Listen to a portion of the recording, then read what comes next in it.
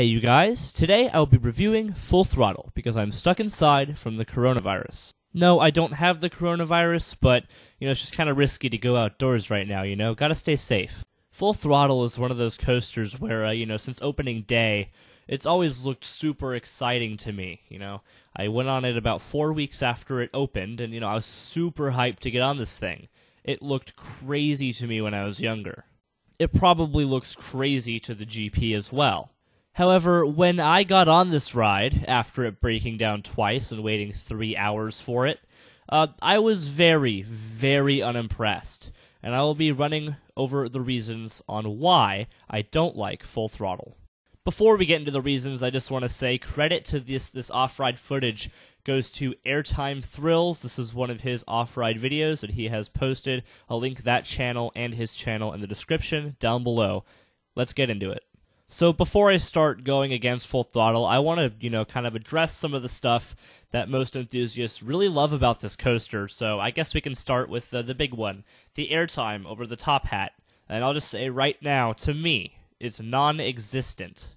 I don't understand why a lot of people are saying that this coaster is some of the best airtime in the park when you got Twisted Colossus right down the way in the Screampunk district, and you've even got Apocalypse, the GCI wooden coaster that has much better airtime than Full Throttle. I honestly just don't feel anything going over that top hat except the sudden stop halfway down. One of the things that I think Full Throttle does exceptionally well is the hang time in that vertical loop. The hang time on this thing is absolutely ridiculous. You put your hands up, you really just feel like you're going to fall out of that seat. Such a great moment on this ride. However, to me, that is the best moment and one of only two good moments. The next great thing in the coaster is what you just saw on screen, the dive loop into the tunnel. And then if you're going backwards and you're in the back row, that is also a pretty great moment. Now about that launch going through the tunnel and over the top hat, a lot of people say the launch is a lot more forceful than the first one. It really isn't a lot more forceful, it's just a little bit more forceful. They're pretty much the same. Both launches are pretty forceless, to be honest. Now as far as the queue and the station go, they are both pretty boring. This is actually my least favorite queue line to stand in at Magic Mountain. So what happens is you kind of stand in this cattle pen sort of back and forth queue line underneath this weird canopy with a giant screen blasting motivational videos and dubstep music. Oh my god, is it obnoxious standing in this queue line, especially with the heat that Magic Mountain gets in Valencia. It is absolutely ridiculous. It gives me a headache every single time, and I only ride Full Throttle if it's a 15-minute wait or less. So let's run through the general ride experience, and I'll give a quick overview. So you get in your train, which, to be honest, is a little bit cramped to me. You go through a somewhat forceful, not really forceful launch, just to kind of boost you up to the speed. Get the best moment on the ride, which is that hang time on the vertical loop.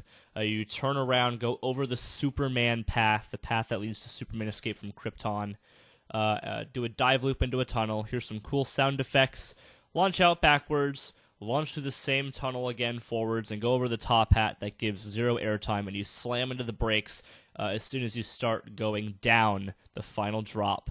And then that's it. That's literally the entire ride.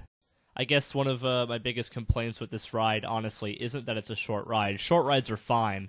I love Accelerator at Knott's Berry Farm, and even though that's a short ride, I actually I like Superman quite a bit, to be honest, and that's a pretty short ride. I guess the problem with Full Throttle is that it is extremely overhyped within the community. Everybody keeps saying Full Throttle has this, Full Throttle has that, and my response every single time is, no, it doesn't. But remember, this is all just my opinion. To me, this ride really isn't much. This ride would have been better if it had stayed Logjammer, in my opinion, because the park is down a water ride. So I'm going to give this ride a final score. I'm going to be giving Full Throttle a 5.5 out of 10. And remember, this is just my general opinion. This is not everybody. It's not fact. It is just opinion. To me, this ride doesn't do much. It has a great loop.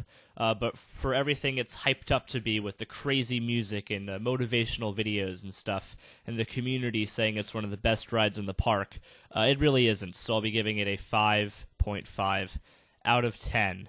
I hope you guys enjoyed this review. If you did, click like. If you didn't, click dislike, whatever. And I'll see you guys all in the next video.